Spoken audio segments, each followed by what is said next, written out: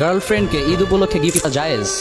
Exactly the same way একটা মেয়েও চাইলে ঈদ উপলক্ষে তার বয়ফ্রেন্ডকে গিফট করতে পারে। There is no problem in it. আল্লাহর হাবিব সাল্লাল্লাহু আলাইহি ওয়াসাল্লামকে অনেক মেয়ে গিফট করেছেন, তিনি নিয়েছেন, আবার তিনি নিজেও অনেক মেয়েকে গিফট করেছেন, তারাও গ্রহণ করেছে।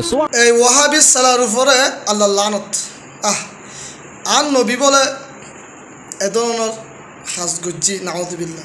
অবৈধভাবে স্বামী স্ত্রী নয়, গার্লফ্রেন্ড নাম দিয়ে উগ্র উগ্র ডরাডরি করেন, উগ্রে চুমু দিয়ন, ভালোবাসন, লয়েরে দূরন ইঙ্গরত দে গার্লফ্রেন্ড নাম দিয়ে রে গার্লফ্রেন্ড হিসেবে শরীর সম্মত নয়, কিন্তু জেনার কারবার।